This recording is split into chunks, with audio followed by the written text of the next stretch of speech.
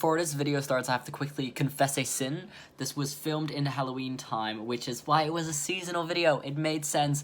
That's why the Halloween decorations are up. I'm not an insane person who has Halloween decorations with Christmas.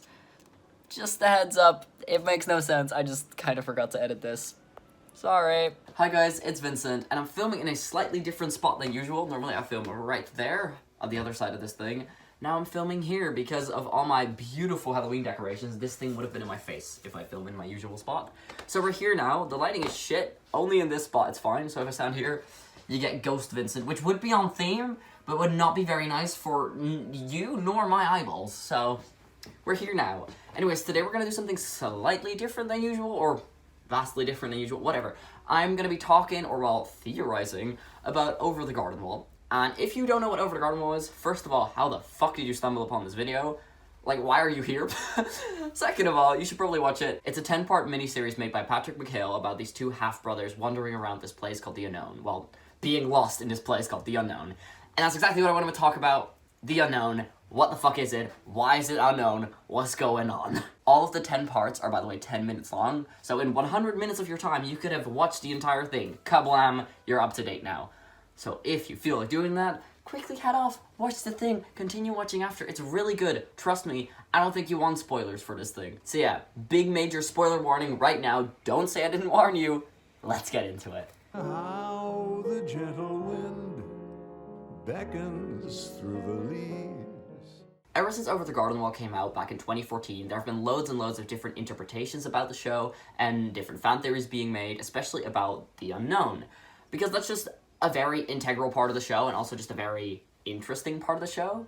None of these big theories have been confirmed nor denied by the creator. All he has said is that any interpretation that feels right to you is valid to him, which, you know, unfortunately doesn't give much clarity to what's actually going on or give any confirmation whatsoever, but I do like it. I love it when creators say that any interpretation is valid because that just leaves so much room for theorizing and discussions, and I love it, and I love talking to people about my interests, and it's just gives a broader sense of what you can talk about and what you can theorize about instead of there being a set in stone thing of like, this is what's happening, these are the facts, there you go, you know? I don't know, I like it, I think it's fun.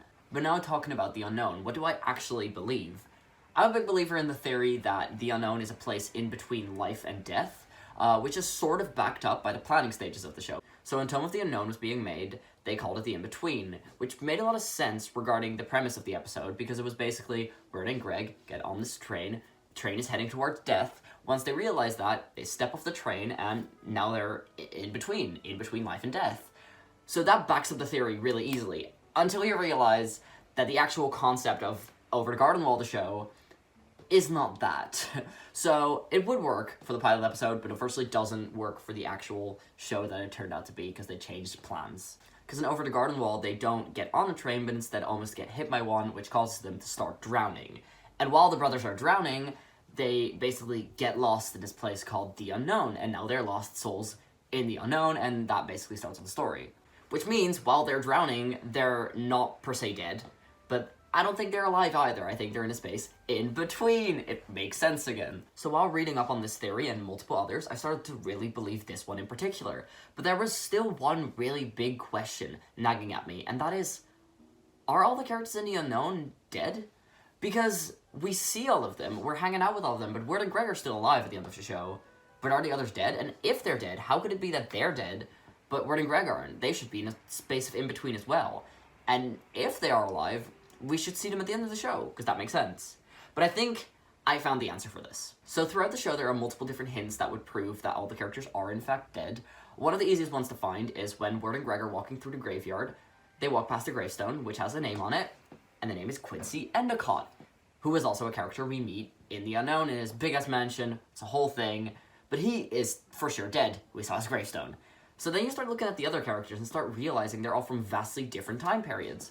Adelaide would be from mid-1600s, Beatrice from early 1800s, Quincy, 1730s, the Frogs, 1910, 1920, etc. They would all have been living in severely different time periods, so they must have all died, very separately, but still have died at the time that Wirt and Greg enter. Another detail I find really interesting, but isn't super important to this theory nor to the story, is the town Pottsfield that Wirt and Greg cross. Because Pottsfield derives its name from a potter's field, which basically is a graveyard for people that were living in poverty or for bodies that were unclaimed or unidentified. Considering that Wirt and Greg are digging up the bones eventually to get the party started, which is like for the Halloween thing, would imply that everyone is, dead. Which obviously they're skeletons, but I don't know. I found it really interesting when I found this out. I don't know why exactly. I read up a lot on this shit afterwards as well. I was like, oh, this is great. Anyways, getting sidetracked. And also, at the end of the episode, Enoch goes up to Wirt and literally tells him, "You'll join us someday." Oh, well, you'll join us someday. Which clearly states that Wirt is not dead, but maybe Wirt is not accepting death yet. So it's either one of the two, but he's definitely not dead. But is he alive? We don't know. In between. While walking through the unknown, Wirt and Greg also help a lot of these dead people in their unending limbo, which I would call it, solve a lot of their big problems, because every single one of them is facing one problem or another, right? And Wirt and Greg help all of them feel more at peace. And then at the end of the show, Wirt even solves the biggest problem of the entirety of the unknown, destroying the Beast. So the Beast is this creature that causes hopelessness and despair in the unknown, and it really works because everyone is batshit terrified of him. And through continuous lying, he manages to keep his lantern lit. The lantern is the thing that keeps him alive. If the lantern goes out, the Beast dies.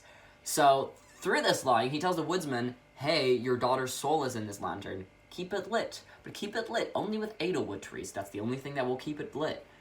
But the edelwood trees are trees that grew from lost souls, which the woodsman didn't even know about until, later. So he's just trading souls and souls in to keep his daughter's soul alive, which isn't even in there. Luckily, Wirt sees through all the bullshit of the Beast just to protect his little brother, but then you have to think, what if Greg never got himself into this position?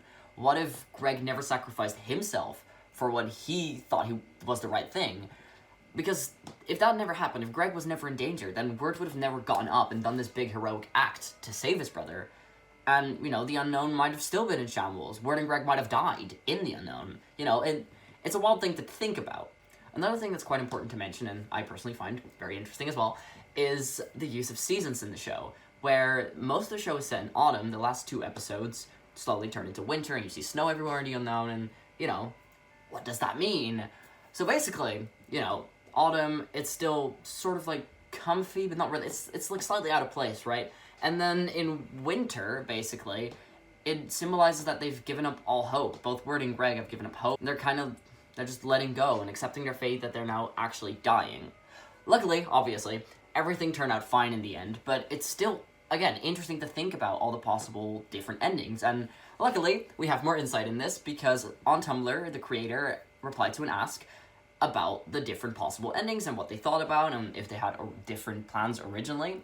And the creator replied that they did in fact think about all the possible endings, obviously, but one of them really broke my heart, which is that they have actually considered the possibility of Greg leaving the unknown completely unharmed and Wirt staying behind and essentially dying, and then Greg lives on to tell the story. Ouchie my heart. I'm glad they did not do that. And it makes sense they did not do that, because it is, still a kid's show, technically.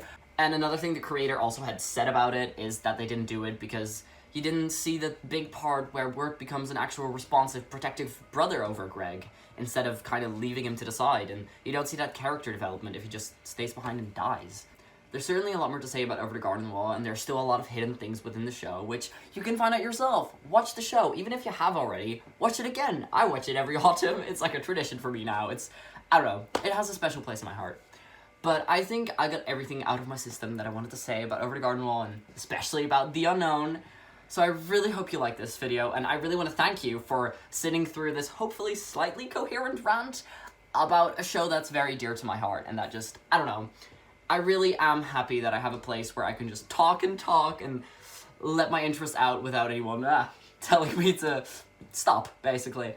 I don't know, it really means a lot. But if you want more of this content, please, please, please tell me, because I had so much fun researching random articles for this, rewatching the show, reading the entire fucking Over the Garden Wall wiki, which, oh my god, helped me so much to just remember different things. But yeah, I had a lot of fun doing this, and I had a lot of fun filming this, scripting it, doing everything. So please, tell me if you want more of this. It would be obviously about a different fandom or about a different theory, but I'm into a lot of things. I'm what you would call a fandom mess, so tell me, maybe what show or game or whatever you want me to do this about, and tell me if you even want to see this again, because maybe you just sat through a bunch of rambling and you were like, what the fuck is it? Why? What are you doing, Vincent? So, I don't know. And also, feel free to leave a comment what you think about this theory, or like if you have different theories or things to add on, because I like reading things, I like discussing things, so please do so. And once again, I want to thank you for watching. Please feel free to subscribe, and check out my other social media, which are down below. Okay, thank you for making it this far. I love you all. Vincent, out.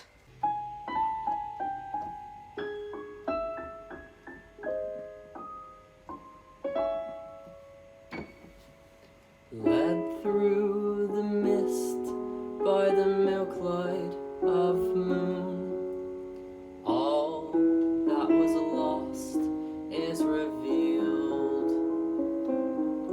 Our long bygone burdens, mere echoes to the spring. But where have we come, and where shall we end? If dreams can't come true, then why not pretend? Oh, how the gentle wind beckons through the leaves as autumn colors fall, dancing in a swirl of golden memories, the loveliest lives of all.